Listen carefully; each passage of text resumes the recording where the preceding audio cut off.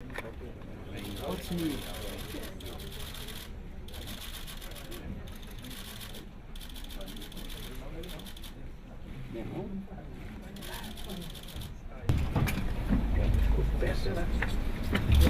de mais nada, de ler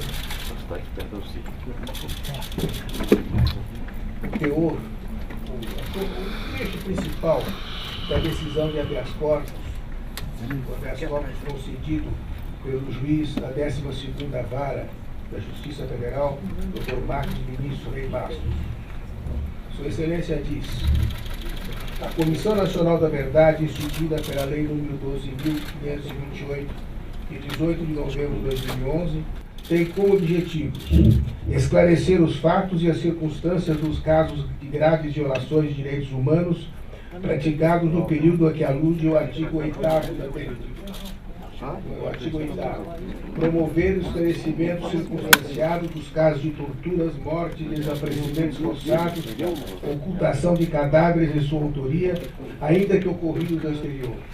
Identificar e tornar públicas as estruturas locais e suas instituições e as circunstâncias relacionadas à prática de violações de direitos humanos antes referidas e suas eventuais ramificações nos diversos aparelhos estatais e na sociedade. Encaminhar aos órgãos públicos competentes toda e qualquer informação obtida que possa auxiliar na localização e identificação de corpos e restos mortais de desaparecidos políticos. Colaborar com todas as instâncias do poder público para a apuração de violação de direitos humanos. Recomendar a adoção de medidas e políticas públicas para prevenir violação de direitos humanos, assegurar sua não repetição e promover a efetiva reconciliação nacional. Promover, com base nos informes obtidos, a reconstrução da história dos casos de graves violações de direitos humanos, bem como colaborar para que seja prestada assistência às vítimas de tais violações. É o que consta, ele está transcrevendo a Lei 12.528 de 2011. Prossegue o juiz: o atingimento desses objetivos não prescinde, dentre outras medidas, da tomada de depoimentos. Daí porque, aspas, é dever dos servidores públicos e dos militares colaborar com a Comissão Nacional da Verdade. O paciente militar da reserva, que, segundo relata, comandou na década de 70 o DOI-CODE do 2º Exército, atual Comando Militar do Sudeste, organização que desbaratou e pôs fim às ações terroristas de grupos ligados à luta armada, transcrevendo o trecho da petição inicial, tem o dever de colaborar com a Comissão Nacional da Verdade. Em consequência, não há como se identificar no ato apontado como coautor convocação do coordenador da Comissão Nacional da Verdade para a tomada do depoimento do paciente em qualquer ilegalidade. Agiu o impetrado, portanto a comissão, no exercício regular de suas atribuições legais. Cumpre observar, por outro lado, portanto, quanto ao objeto principal do pedido de habeas corpus, que era o não comparecimento, foi negado pelo juiz, entendendo que era dever dele comparecer. Cumpre observar, por outro lado, ter o paciente o direito de negar-se a responder a qualquer pergunta cuja resposta possa, a seu juízo, incriminá-lo. É que, conquanto não tenha as atividades da Comissão Nacional da Verdade caráter jurisdicional ou persecutório, seus trabalhos envolvem o esclarecimento de fatos que podem vir a ter repercussão penal. Assiste ao paciente o direito constitucional de não produzir provas contra si mesmo. Em assim sendo, defira liminar para o fim de assegurar ao paciente o exercício do direito ao silêncio. Observo que incumbe à Comissão Nacional da Verdade assegurar a incolumidade física e moral do paciente, por isso que comparece suas dependências e atendimento à convocação que lhe foi dirigida. Intime-se a autoridade impetrada, certificando essa decisão.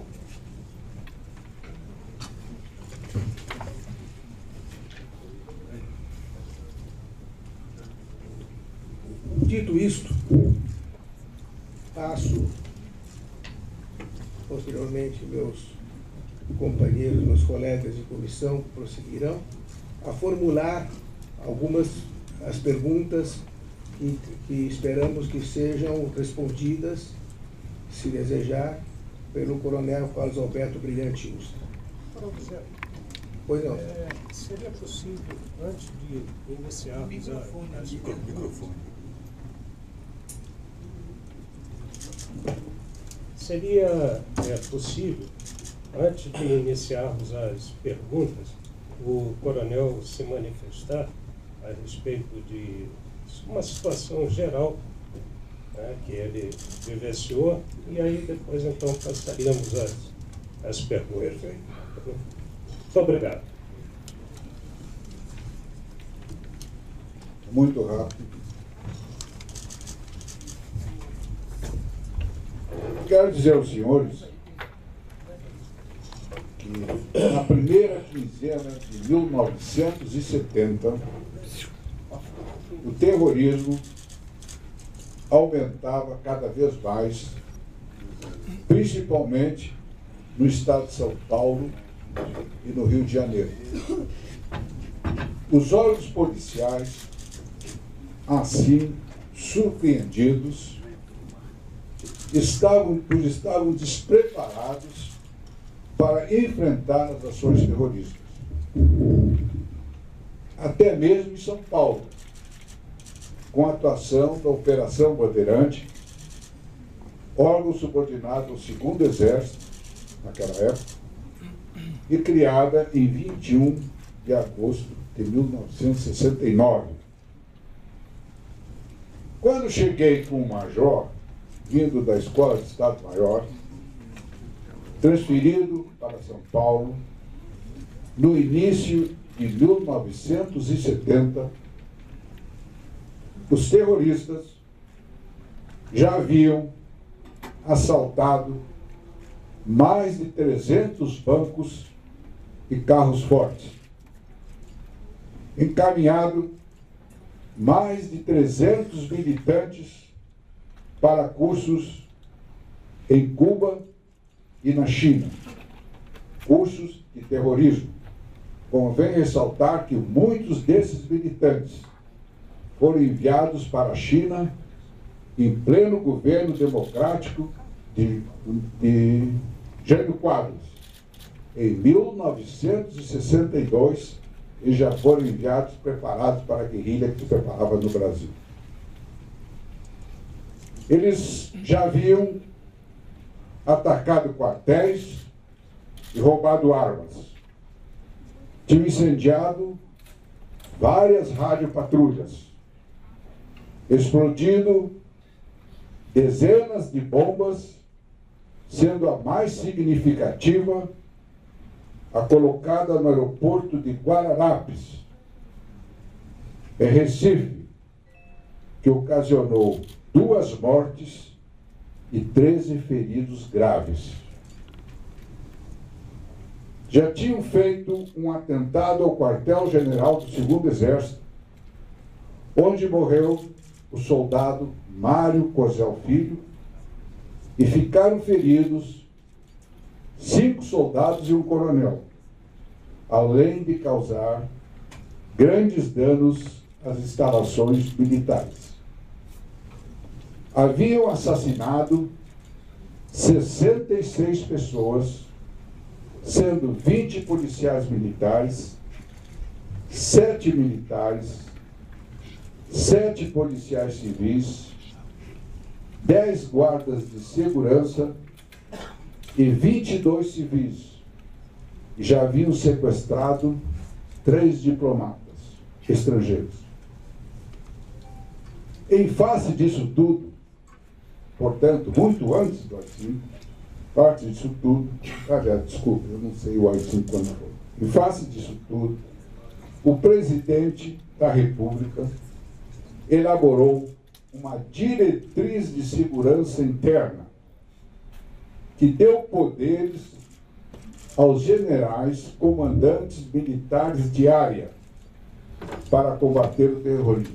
Assim, cada exército ficou, que hoje é comandante militar de área, hoje é comandante do Sudeste, outro é comandante do Leste, cada área dessas, cada general de 4 estrelas ficou responsável pelo combate ao terrorismo.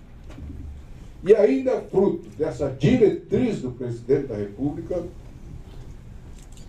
em cada comando de área foi criado um Conselho de Defesa Interna, um Centro de Operações de Defesa Interna e um Destacamento de Operações de Informações, DOI. Sendo esse DOI um órgão de informações e de combate às organizações terroristas. Eram os homens prontos para o combate, cumprindo ordens diretas do comandante do 2º Exército. Eu era um agente do Estado, comandante de uma unidade militar dentro da cadeia de comando. Durante o meu comando, nunca fui punido, nunca fui repreendido, recebi os melhores elogios da minha vida militar e recebi a mais alta condecoração outorgada pelo Exército Brasileiro em tempo de paz, a medalha do pacificador com palma cuja roseta estento aqui com muito orgulho. Isso só é distribuído àqueles que cumpriram com o seu dever com o risco de vida, como foi não só o meu caso, mas como o caso da minha mulher e o caso das minhas filhas, que também tiveram risco de vida. Por tudo isso, eu recebi a mais alta condecoração concedida pelo Exército Brasileiro. E com muito orgulho, eu digo aos senhores que cumpri a minha missão. Portanto, eu creio que quem deve estar aqui não é o coronel Carlos Alberto Brilhante Justa. Quem tem que estar aqui é o Exército Brasileiro. Não sou eu, não, senhor. É o Exército Brasileiro que assumiu, por ordem do presidente da República, a ordem de combater o terrorismo e sobre os quais eu cumpri todas as ordens. Ordens legais, nenhuma ordem legal, digo de passagem.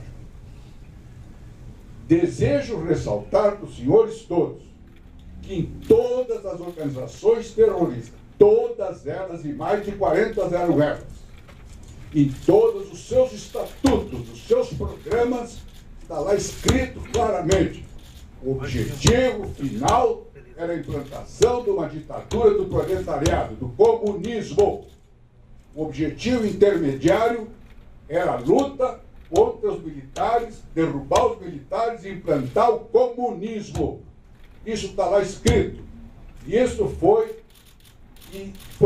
isso consta em todas as organizações, inclusive nas 4 organizações terroristas que a nossa atual presidente da República, hoje está lá na presidência da República, ela pertenceu a 4 organizações terroristas que tinham no seu programa isso, implantar o comunismo no Brasil. Então nós estávamos cientes de que nós estávamos lutando para preservar a democracia. Nós estávamos lutando contra o comunismo. Nós estávamos lutando para, como disse Hélio Gaspari, isso aqui não se transformasse num enorme cubão. Se não fosse a nossa luta, se nós não os tivéssemos derrotado, hoje eu não estaria aqui porque eu já tinha ido para o paredão. Hoje não existiria democracia nesse país. Os senhores estariam sob um regime comunista tipo Fidel Castro. Mas eu estou aqui porque nós vencemos, nós lutamos pela democracia. Os nossos inimigos, os terroristas, foram eleitos pelo voto dentro da democracia que nós preservamos, e por isso, dentro da democracia, eu estou aqui nesse momento. Isso eu quero deixar muito claro. Então, o objetivo principal da luta armada, meus senhores, não foi combate à ditadura, não, senhor. O objetivo principal foi a implantação do comunismo. Quero também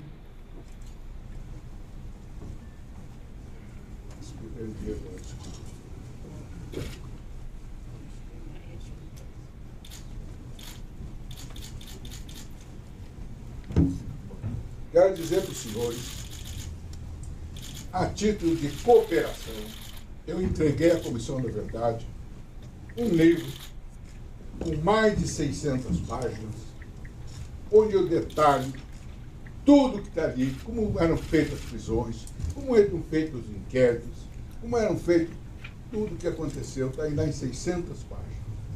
É o meu depoimento, é o que eu presto, está ali. Quero dizer aos senhores que eu agi com consciência, que eu agi com tranquilidade. Eu nunca como é que se diz, ocultei cadáver, eu nunca cometi assassinato, eu agi sempre dentro da lei e da ordem. Eu nunca fui um assassino. Graças a Deus, nunca fui. Quero deixar isso bem claro. No momento, estou sendo acusado de sequestro por 40 anos de um homem que vive comigo, que eu não sei quem é, um homem que eu nunca vi, que eu cometi junto com um delegado que eu nunca conheci, e que eu sequestrei e eu nunca vi esse homem. E esse homem está comigo há 40 anos, eu não sei onde ele está, mas estou sendo processado por ocultação de cadáver. Já são 5 ou 6 inquéritos atrás de mim, mas eu vou em frente. Eu vou em frente, nem que eu morra assim, mas eu não vou me entregar. Eu lutei e lutei. Tudo que eu tenho que declarar, meu senhor, está no meu livro. Tudo que eu tenho que declarar está lá escrito.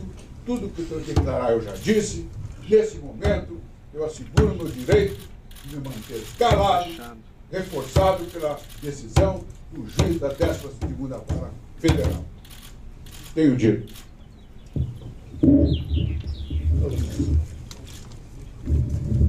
O doutor deseja manifestar-se? Eu poderia apenas fazer uma pequena digressão aqui, parafraseando o nosso ministro Aires Brito, que muito bem disse que se a gente quiser entender o mundo, estude as dicotomias dele. Nós estamos perante uma dicotomia que foi vivida de forma muito intensa por dois lados, tá? Durante um período da nossa história, e que, com toda certeza, né, deixaram ensinamentos que resultam hoje na formulação de um Estado democrático de direito. Então, chegamos aqui, né? Se estudarmos o ódio e a paixão, nós vamos ver que nesses dois sentimentos tem fatos positivos e fatos negativos. E se nós buscarmos só os fatos negativos, vamos construir o amor. Essas são as palavras, inclusive, do ministro Carlos Brito. Então, eu acredito que esse seja o objetivo maior da comissão. Né? Meu paciente está aqui hoje prestando sua declaração, trazendo as informações que dispunha. Todas as informações de valor histórico estão no livro A Verdade Sufocada, que foi entregue à comissão, e de maneiras que só me resta, como patrono do Coronel Rustre, agradecer essa oportunidade que lhe foi conferida. Muito obrigado. Sendo assim, passo a formular as questões que nós pretendemos ser respondidas pelo Coronel Carlos Alberto Brilhante Ustra. Coronel, o senhor assumiu o comando do DOI o senhor pode me interrompendo toda vez que entender que devo interromper. O senhor assumiu o comando do DOI em 29 de setembro de 1970 e permaneceu neste comando até 23 de janeiro de 71. Em seu livro, A Verdade Sufocada, diz, em 23 de janeiro de 74, em seu livro A Verdade Sufocada, diz: para que o êxito fosse ascendente, era necessário que existisse um arraigado espírito e corpo. Aqui está a projeção de um trecho do seu livro, está escrito isso. Diz também que, seguidamente, é apontado como chefe de homens que praticaram atos tais como apossar-se do dinheiro e dos bens das pessoas que eram presas, estupraram e introduziram objetos nos órgãos sexuais das mulheres presas. Diz também que isso jamais aconteceu, porque o senhor jamais permitiria. O senhor tinha ciência das atividades dos seus subordinados, ou era possível que eles estivessem agindo à sua inteira revelia, desrespeitando os seus comandos?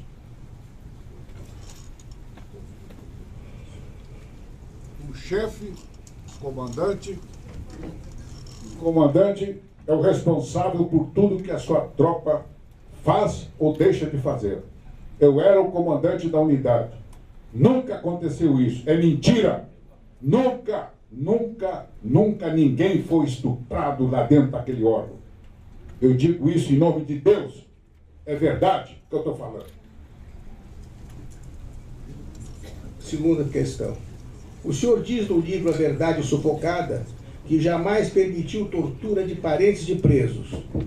Diz também que corrupção, suborno, achaque e proteção a contraventores eram crimes que jamais o senhor admitiria. A tortura dos próprios presos o senhor admitiu? Com que frequência eram utilizados o pau de arara e a cadeira do dragão? O que era a cadeira do dragão? O que é o pau de arara? Está tudo escrito no meu livro, não vou responder. Terceira questão. O senhor diz que os achaques não eram permitidos.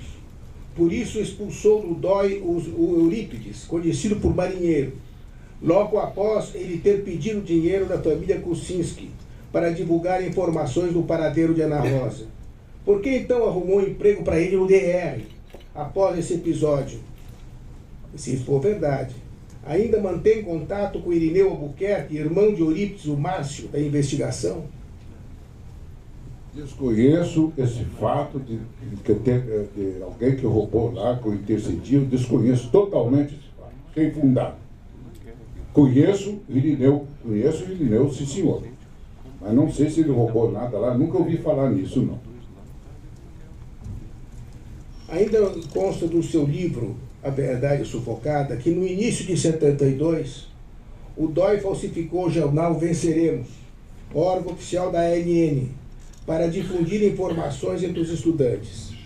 Esse tipo de conduta ilícita era admitida, apesar de o senhor dizer no mesmo livro que falta de caráter é algo inadmissível. Aqui estão duas projeções do seu livro.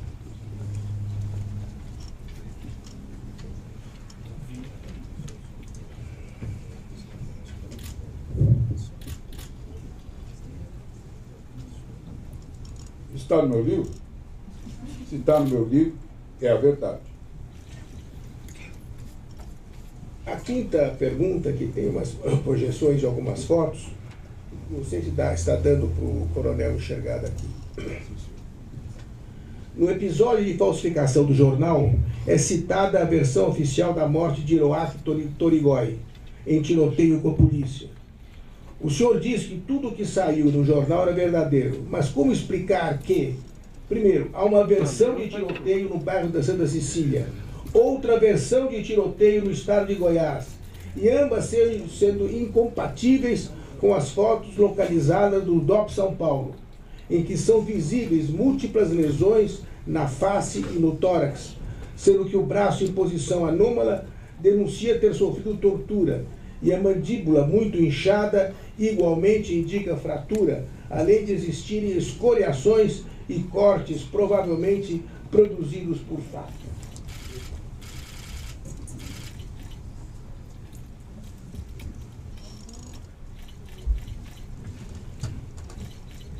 Sobre o Hiroaki Torigoi, há 3 anos atrás, ou 4, eu escrevi um documento. Atenção, vem aí a exploração de mais um desaparecido, de mais um moçado.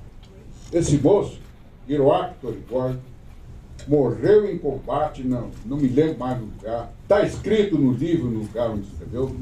Essa história de Goiás eu não estou sabendo. Ele morreu lá, no dia que morreu, no dia seguinte, os jornais publicaram o fato, publicaram a foto dele, publicaram o documento que ele usava, falso na época, E disseram lá, como está dito, ele usava o nome de Massafume, um nome lá, não era o actual, nome falso. O senhor sabe o seguinte, naquela época, quando morria um terrorista, ele usava um nome falso como esse aí usava. Por lei, nós éramos obrigados a declarar se a identidade dele, digital dele, e a identidade que ele portava era uma identidade oficial, tirada em cartório, aquilo era oficial. Então a gente tinha que enterrar ele com aquele nome, embora sabendo que era Uriaque Torigói, como está escrito no jornal. Ele é Uriaque Torigói, mas está sendo enterrado com esse nome. Ele ia enterrado com esse nome, constava no livro que era esse nome, e, ao mesmo tempo, os órgãos nossos da polícia ficavam procurando nos órgãos de informações, as impressões digitais, para que fosse declarada a verdadeira identidade dele. Só a justiça podia fazer isso. Teve um que mudou o nome, eu não me lembro agora o nome, levou vários anos, entrou na justiça, quis voltar ao nome verdadeiro, a justiça não conseguiu, só essa comissão aí que dá indenização, que depois mudou o nome. Então isso acontecia. Então estou sendo acusado agora, mais um processo contra mim, por ocultação de cadáver. Então eu ocultei esse homem porque ele não foi enterrado com o nome de Uriaque Torigói. E a lei mandava que era o contrário. E eu estou sendo processado pelos 8 procuradores. Então, a versão do meu livro é essa aí. Negócio de Goiás, história que eu desconheço. Tudo foi feito, houve tiroteio, um dos piores terroristas que tinha na época, um dos mais violentos que tinha. É comum que haja diversas versões oficiais para uma mesma morte? A que isso se deve? Competição entre os órgãos de segurança ou desorganização do DOI?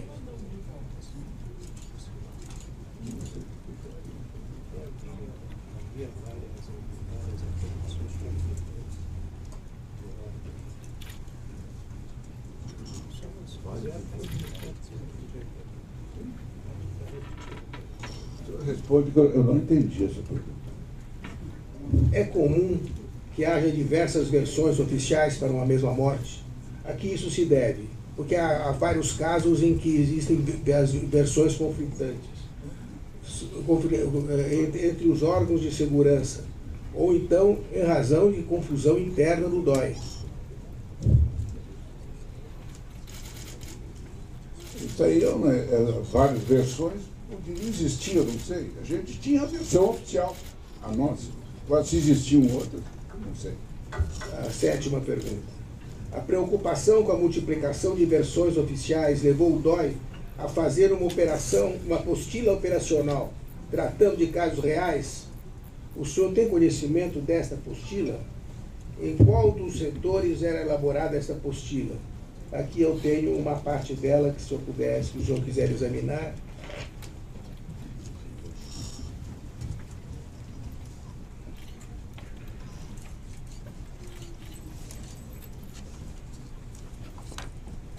Primeira pergunta, o senhor tem conhecimento dessa apostila e podia nos informar? Isso aqui, tá, lembro. Olha, eu queria dizer que não ia responder uma pergunta, eu vou responder isso aqui, essa pergunta, eu me desculpe, é tão significante responder. O que é isso aqui? Eu, quando saí do destacamento de operações, eu fui nomeado para ser chefe da seção de operações da Escola Nacional de Informações. O que eu fiz? Eu peguei dados reais da época, que existiam, transformei, mudei nomes e tudo, e transformei e mostrei em slides para os meus alunos como é que se estourava um aparelho, como é que morreu um problema, mas não dizia os nomes. Eu criei aqui uma apostila com exemplo para dar casos reais que tinham acontecido, com exemplo, como aula. Isso foi feito realmente. Meu objetivo era instruir as pessoas dos fatos reais que se viviam, que nós não sabíamos, isso era tudo novo para nós. Então esses acontecimentos, estouro de aparelho aqui, morte lá, cobertura de ponto aqui, fugia o preso, qual foram as falhas, qual foram isso, eu pegava aquele caso real, mostrava. isso foi assim, foi assado, aconteceu errado por causa disso, aconteceu certo por causa disso, sem citar nome, sem citar nada. Verdadeiro, sim. Dava aula para isso, sim, verdade. Pode. A oitava pergunta. Eu gostaria só de fazer um cumprimento. Perdão, doutor. Se há alguma coisa que possa... É alguma coisa... Porque, infelizmente, eu como advogado, eu quero garantir sempre a palavra a um advogado. Mas na interferência de um depoimento, talvez não fosse conveniente só deixar isso para o final. Positivo. Tá, okay. Se quiser, diga para ele dizer. O senhor não está sendo inquirido, é ele.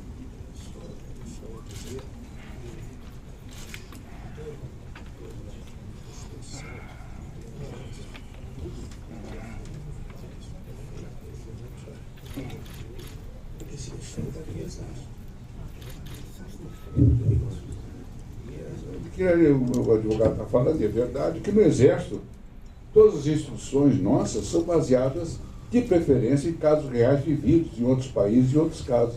É perfeitamente normal que isso aconteça. Oitava pergunta. Voltando ao livro A Verdade Sufocada, o senhor diz que jamais seus homens se apossaram de dinheiro e de bens das pessoas que eram presas. Por que então houve a preocupação de colocar na apostila como instrução operacional que não era permitido guardar souvenir, essa está entre aspas, quando do estouro de algum aparelho?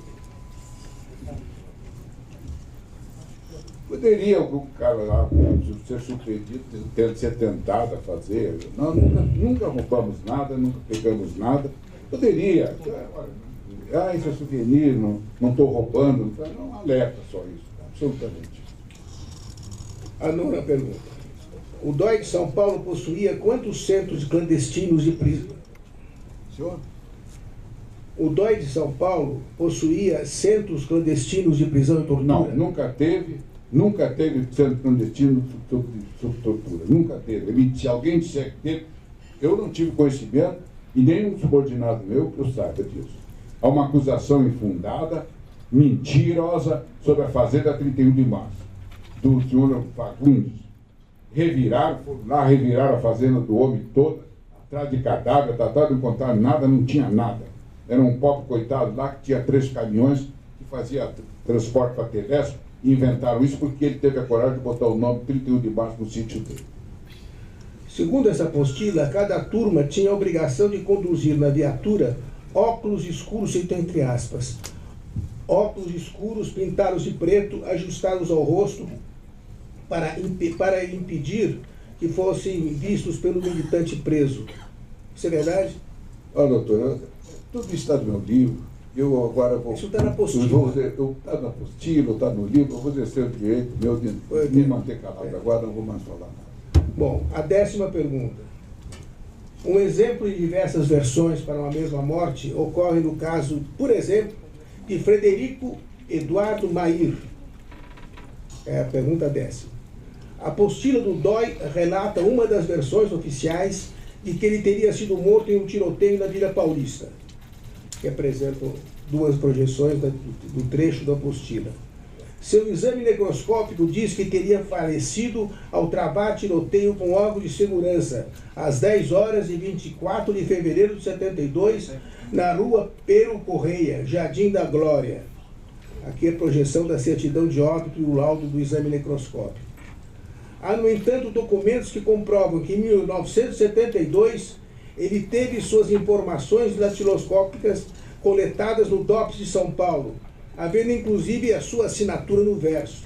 Ou seja, a prisão pelo DOI teve desdobramentos com ele ainda vivo, e os senhores não souberam elaborar uma versão única para os fatos? É uma indagação.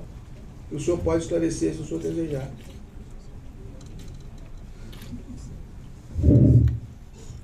Olha, eu disse que não ia falar, mas não me contém. Esse rapaz aí, quando foi morto nessa rua, foi atropelado, ele estava num ponto, foi atropelado por um caminhão, um motorista, que eu nem sei quando foi depor no DOPS, foi depor em tudo lá. E agora vem dizer isso aí, eu não tenho mais nada, só tenho que dizer, ele morreu lá, ficou lá, foi posto no caminhão. A gente ia contratar um caminhão com um motorista, que a gente não sabe quem é, para matar e fugir dali. Aí não é possível, isso não tem coincidência nenhuma. E outra coisa, queriam que a gente fizesse perícia ali na hora. Como é que a gente ia fazer perícia? O ponto que eu não era coberto, eles vinham com uma turma de cobertura. Homens meus foram fuzilados quando estavam guardando o corpo para fazer a perícia. Daí veio a ordem, não se faz mais perícia porque nós estamos morrendo. Vinha a equipe de segurança deles, que davam cobertura no ponto e nos fuzilavam. Então a ordem era essa: morreu, retira o corpo, leva para o DOI e chama o Instituto Médico Legal. Isso é que era feito. Agora, esse moço aí foi morto por um caminhão às 10 da manhã, todo mundo viu, meu Deus do céu. O caminhão foi lá depois o motorista, não tinha nada conosco, não tinha nada com o DOI, eu acho que era lá de Santo André, de São Bernardo, não sei de onde. Como é que a gente ia fazer uma coisa dessa? Depoimento daqui, depoimento dali. Isso não corresponde à verdade. Eu abro esse homem, eu não vou mais responder mais. Chega. Essa é a primeira pergunta. A decisão de matar Frederico partiu do senhor? Como o senhor se sentiu ao comparecer à sala de tortura para dizer a Frederico que era melhor ele colaborar e quando recebeu dele um chute ao dar as costas para sair? Esse fato é verdadeiro? Eu respondo. Pois não. 12ª pergunta. Porque chega não, eu parei com as perguntas, o senhor não precisa responder. Por que há tantas versões de horário para a morte de Elber José Gomes Goulart, que foi preso pelo DOI em julho de 73? Tem uma projeção das fotos de Elber vivo e morto. O corpo deu entrada no necrotério às 8h16 de julho de 73. Projeção do documento. A certidão de óbito diz que a morte se deu às 16h de 16 de julho de 73.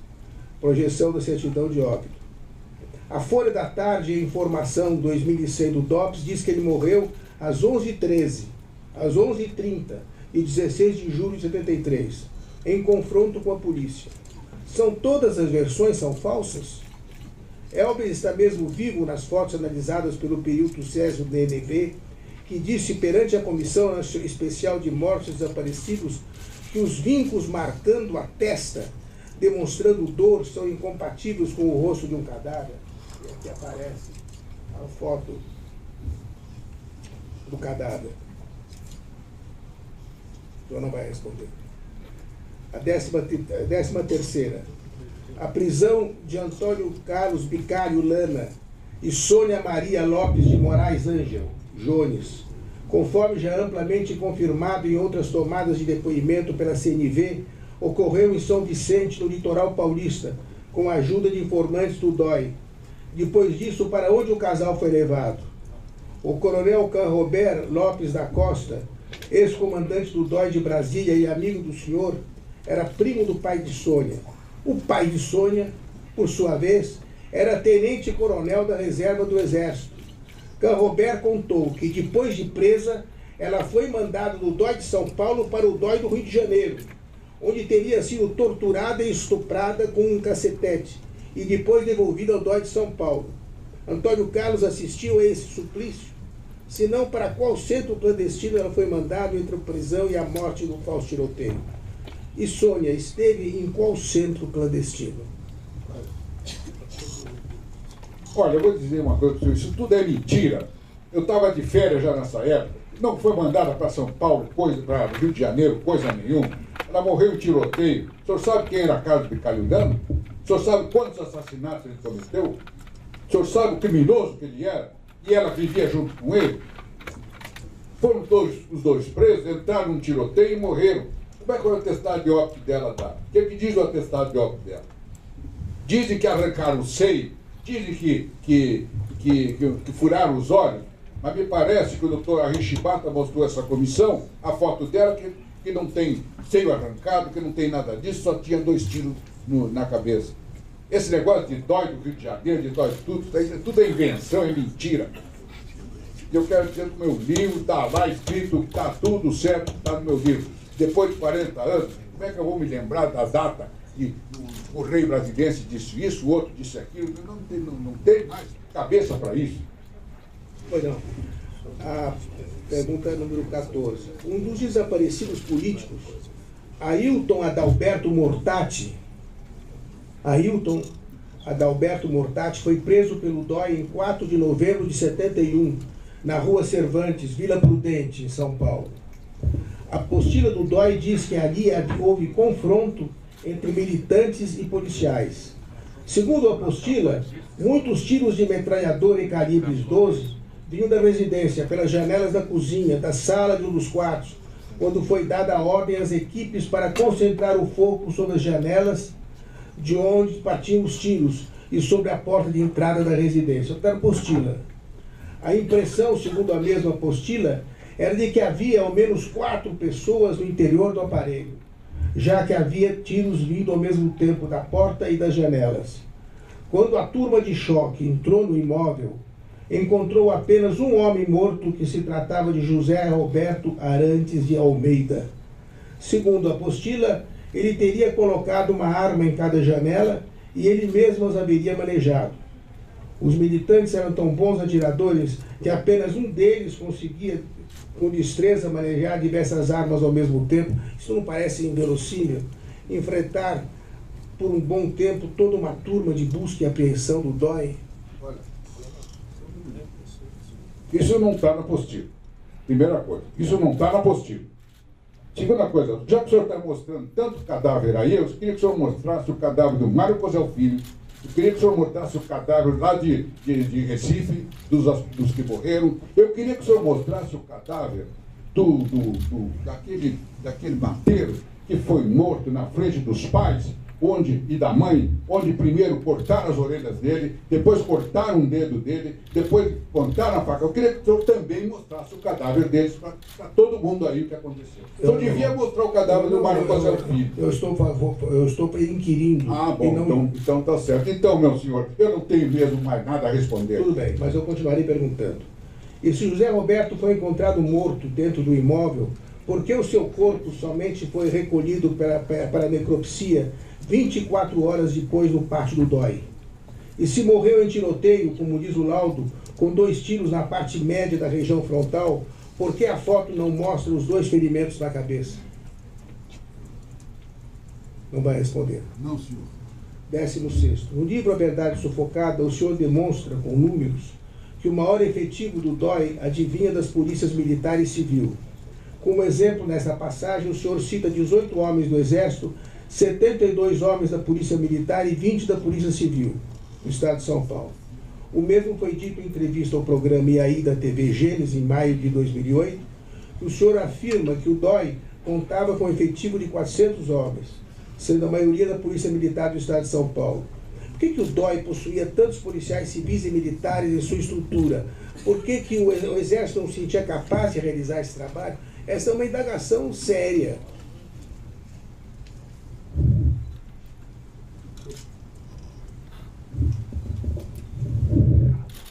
Só pergunte ao comandante do Exército por quê.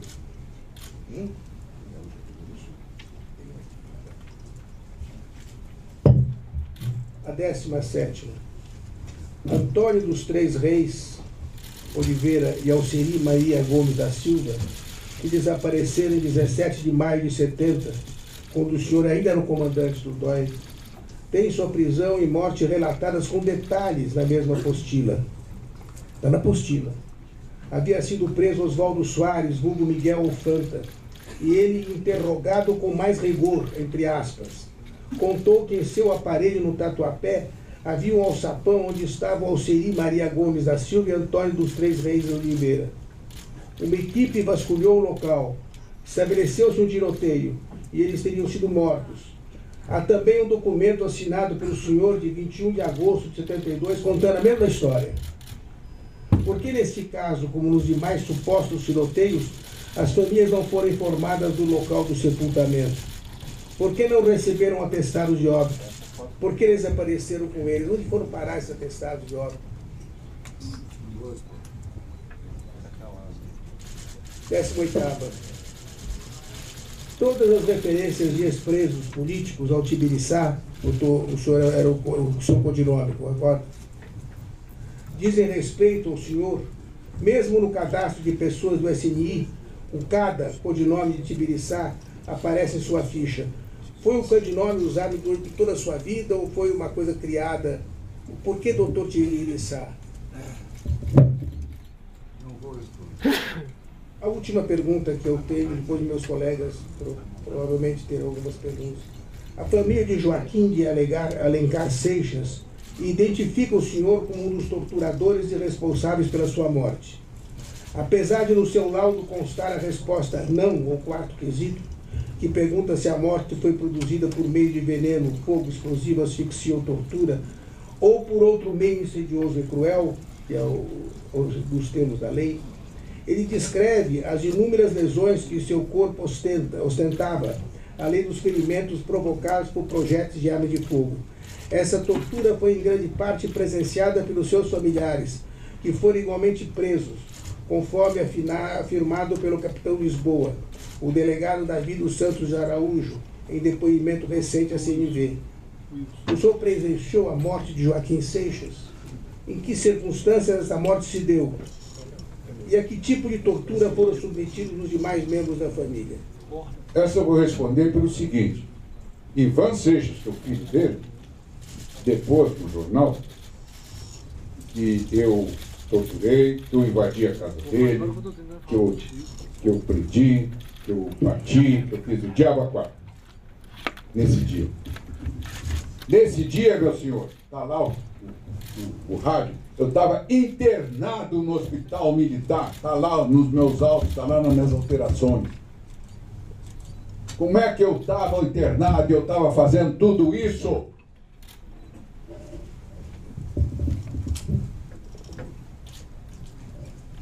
Coronel Augusto, o senhor nos diz, e se nega a responder a maioria das perguntas, sobre o fundamento de que está tudo no seu livro. Mas eu vou lhe mostrar agora uma documentação que, por certo, não está no seu livro. E gostaria, então, que o senhor, se desfazendo deste escudo, me respondesse ao que eu vou lhe mostrar documentalmente. Em primeiro lugar, esta documentação... O senhor está me ouvindo bem, coronel? O senhor está me ouvindo bem?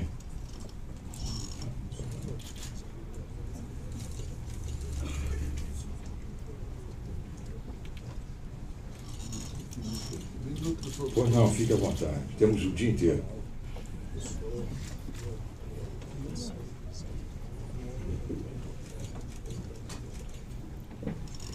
Então, coronel, desfazendo a sua tese jurídica, e, portanto, ansioso por ouvir sua resposta a respeito daqui, eu tenho diante um documento confidencial. Por isso não está no seu livro. Um documento confidencial produzido pelo Serviço Nacional de Informações. Portanto, um documento produzido pela cadeia de informações da estrutura do Estado ditatorial militar, que ninguém sabia e que hoje temos acesso. Esse documento, o doutor poderá exercer amplamente o direito de defesa a posteriori, para dar fonte a ele, é encontrado no Arquivo Nacional, ACE 2750-80-004, página 14. Esse documento é o encaminhamento ao 2º Exército, que faz um relatório periódico de informações secreto, sigiloso, antidemocrático. Democracia, dirá certamente o ministro Aires Brito, é o regime da transparência, das divergências públicas e claras, sem a violência. Essa é outra frase que eu acho que o doutor deveria citar também. Mas esse documento se constitui no relatório de estatística do DOI-CODE, do 2º Exército, do mês de outubro de 1973, portanto, sob o comando do coronel Brilhante Ustra, que leio: discriminação. Passagem de 30 de setembro de 73 para outubro de 73. Presos, isso, uma movimentação que vinha desde lá do seu tempo, isso assume em 70, correto? Presos pelo DOI-CODE, segundo Exército, 1.713 pessoas. Em outubro foram presas mais 73 pessoas, total de 1.786 pessoas. Encaminhados ao DOPS, aí e presos pelo DOI-CODE. Aí vem subitens. Encaminhados ao DOPS de São Paulo, 706. Espero que o coronel converse, depois eu continuo. Não lhe cansarei. Encaminhados ao DOPS de São Paulo, 7, mas temos que esclarecer, a Comissão da Verdade para esclarecer, né? Se a lei nos exige que esclareçamos circunstanciadamente, que é o que eu estou exatamente seguindo a lei. Encaminhados ao DOPS 706, mês de outubro, 707. Encaminhados aos outros órgãos, 168, 169. Liberados, 772, 58, 830. Mortos dentro do DOI-CODE do segundo Exército em documentação secreta. Mortos dentro do DOI-CODE do segundo Exército. Mortos em documento oficial secreto. Mortos. 45 mortos. Aí temos um segundo item, por favor, não me interrompa. Eu não me interrompi, eu ouvi. Então, isso é a boa democracia. A gente tem a paciência de ouvir. Exatamente. Vamos aprender sempre a vivê-la, que é o melhor de todos os regimes. Recebidos de outros órgãos é o segundo item. DOPS recebe. Isso está vindo, né, o período todo do nosso comandante. 729. Mais 3, 700, vem de outros órgãos para o DOI-CODE. E lá ele encaminhou para, de outros órgãos, e lá ele encaminhou para o DOPS 289. Encaminhou para outros órgãos 273. Mortos de pessoas que no DOI-CODE chegaram, recebidos de outros órgãos. Mortos, 3. Muito bem. Mês de dezembro de 73. Documentação oficial, agora para o doutor, se quiser checar, a CE 27 50 80 004. Vem tudo ali bonito. Não, vamos poupá-los e tal, para aqui, mas quem quiser depois pode ver, examinar, público. Dezembro de 73. Já viva a memória que em outubro de 73, mortos 45. Dezembro de 73, mortos 47. Então, no período em que o senhor comandava o DOI-CODE, pessoas que lá estavam presas,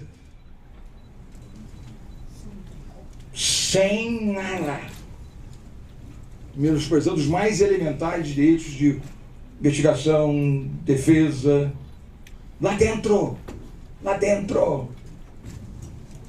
50 brasileiras e brasileiros foram mortos por divergir. Isso não está no seu livro. Tá, sim, senhor. Então eu gostaria de... Gostaria que o senhor dissesse... Deixa eu falar que eu vou contestar. Não, estou terminando. Então eu gostaria agora que o senhor... Aqui que eu vou contestar. Claro que sim. Por favor. É todo o seu direito. Agora eu gostaria então que o senhor me dissesse... Está aí no meu livro, você procura aí. Não, gostaria que o senhor me dissesse. Uma página, então. Tem o meu livro para a comissão? Eu não vi no seu livro, confesso que eu não vi. Esse documento secreto eu não vi no seu livro. Está no seu livro? Tá, sim, senhor. Documento, esse... onde eu comento que o Jornal do Brasil, o Jornal de Brasília, publicou esse fato aí, e eu comento... Não, isso é um fato.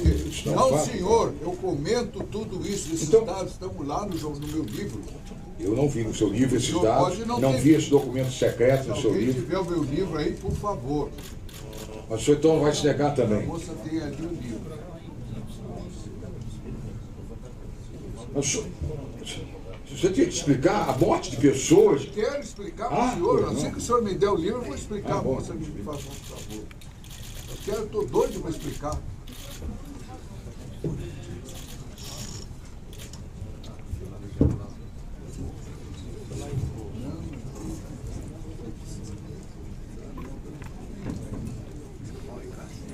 Posso falar? Pode. Bom, então, a respeito desse famoso documento encontrado, na página 299, aqui acho que é da primeira edição ainda do meu livro, o título, Setor de Operações de Informações, pleito de gratidão, meu subcomandante. Venho falando, só vou entrar aqui agora. O relatório periódico de informações do 2º Exército, datado de setembro de 75, que todo o mês nós fazíamos um relatório e enviávamos ao 2º Exército. Esse é um dos relatórios. Então, o relatório periódico de informações do 2º Exército, datado de setembro de 75, um documento confidencial, publicado pelo Correio Brasiliense de 17 de outubro de 2004, apresentava o seguinte: relatório de estatísticas do DOI-CODE do 2º Exército até 30 de setembro de 1975. Presos pelo DOI, 2.381. Encaminhados ao DOPS de São Paulo, 870. Encaminhados a outros órgãos, 193. Liberados, 1.261. Mortos, não é mortos dentro do DOI-CODE, como o senhor disse. Mortos, é diferente. Não é mortos dentro do DOI-CODE. Vou continuar, o senhor não me interrompa. Mortos, 47. Enviados para outros órgãos, 1. Recebidos de outros órgãos, 899. Encaminhados ao DOPS de São Paulo, 341. Encaminhados a outros órgãos, 220. Liberados, 2. Mortos, 3. Elementos que prestaram informações e foram liberados, 3.419. Dados estatísticos acima constam do número de mortos, 47 mais 13 igual a 50. A imprensa, em manchetes, publicou. Agora prestem atenção, meus senhores. As manchetes em si são tendenciosas.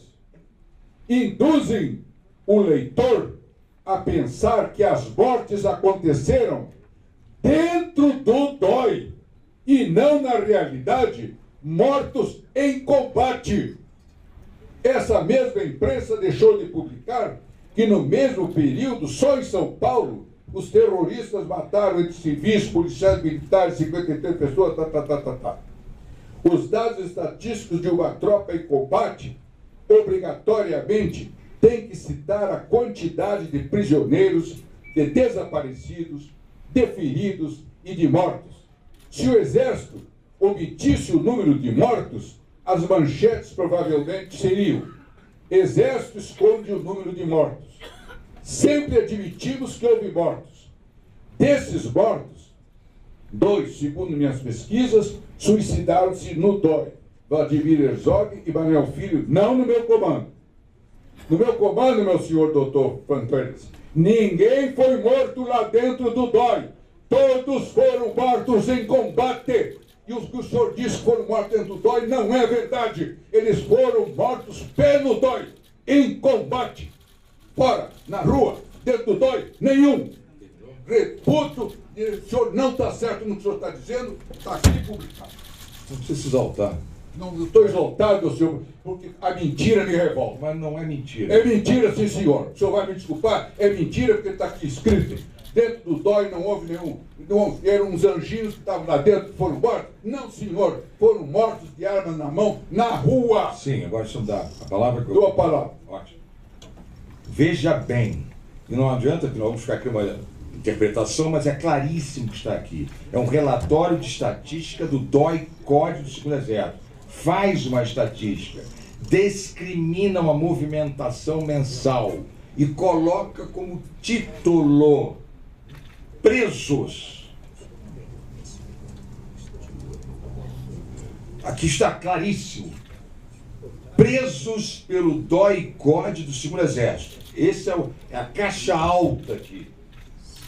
Portanto, no mês de outubro de 73, em caixa alta, está presos pelo DOI-CODE do Segundo Exército.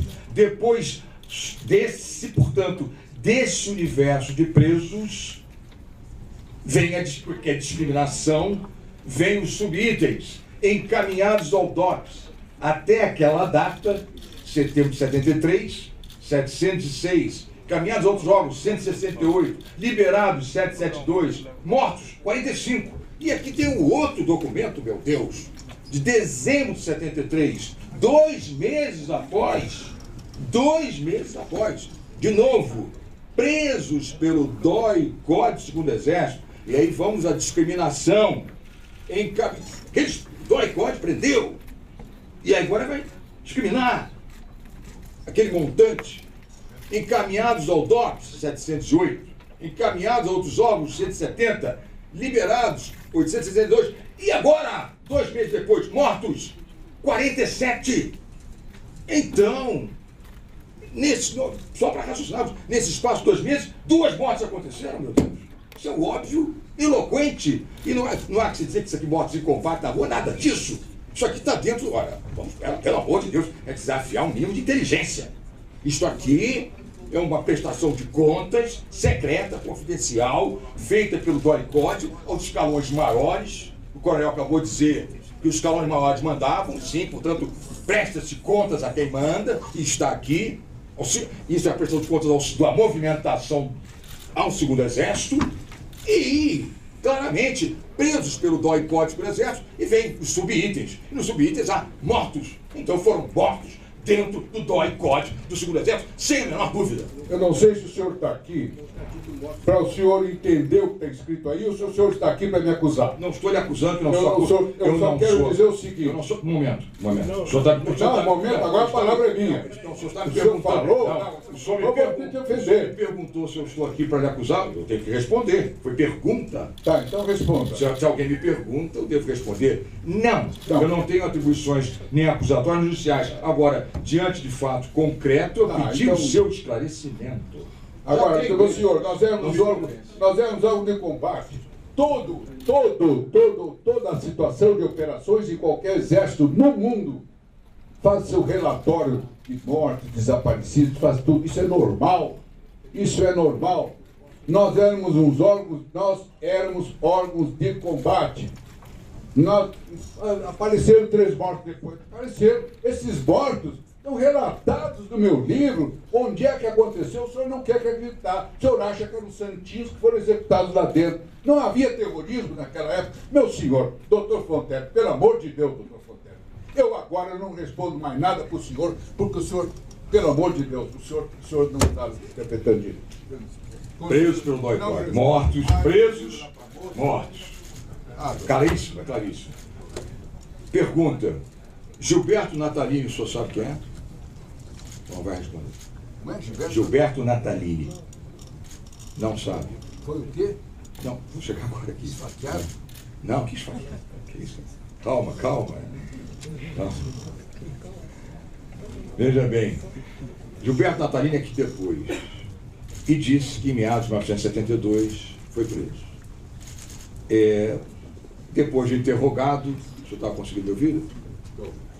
Depois de interrogado, o senhor o liberou, por ter constatado que ele em si não estava ligado a nenhum movimento de esquerda, ele só tinha um jornal da Molipo, e então o senhor falou para os seus homens o acompanhar até a sua residência, porque, segundo ele, lá existiam outros jornais do Molipo. Lá chegando, não tinha os jornais do Molipo, a avó dele disse aos seus comandados que um grupo de rapazes tinha tirado os jornais de lá. Então, naquele instante, Gilberto Natalini diz que ele já sofre algumas agressões dos seus comandados e depois é preso e volta à sua presença. Gilberto Natalini diz, então, que o senhor bate pessoalmente nele, o despe, o põe de pé numa poça d'água, porque ele mentira diante do senhor no primeiro momento, pé numa poça d'água, bate-o com vara, a sua equipe, Albernaz Tomé, padre, capitão, PIS, lhe aplica os choques elétricos e o senhor obriga a declarar poesias, que ele escrevia poesias. O que o senhor diz desse fato? Eu não vou responder pelo seguinte fato.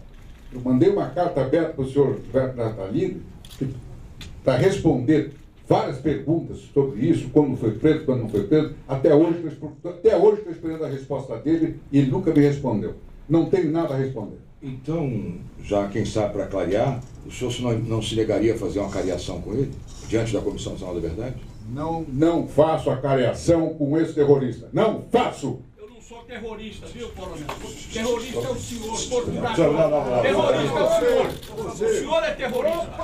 Eu não sou terrorista. Eu sou brasileiro de lei. O senhor é terrorista. Não. O senhor é. Por favor. Como é que pode ser terrorista? Não,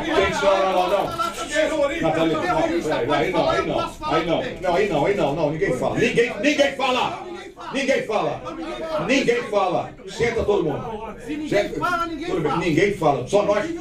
Sim. E não adjetiva, Natalini. Acabou. Pode falar ou não pode falar? Eu estou falando e ninguém fala. Acabou. Quer sentar, Natalini? Quer ficar sentado? E acabou. Querem ficar sentados? Aqui só nós falamos e o coronel e o senhor advogado. Ninguém mais fala. Senão eu pedirei aos agentes da Federal que normalmente retirem de sala. E eu não quero fazer isso. Muito bem. Nós temos um compromisso de manter o equilíbrio dessa sessão. Claro. Esse é o nosso grande aprendizado. Quer aprender isso? Tem que ver, esse é o grande aprendizado. Muito bem. Bom, o senhor se negou, né? Tá bem. E se negou a cariação também? Muito bem.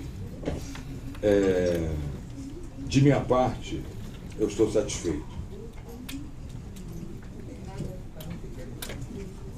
Zé Paulo. Então, agradecemos a sua presença e colaboração com a Comissão Nacional da Verdade, o doutor advogado também, o Escolher também. Muito obrigado pela presença. Vamos descansar.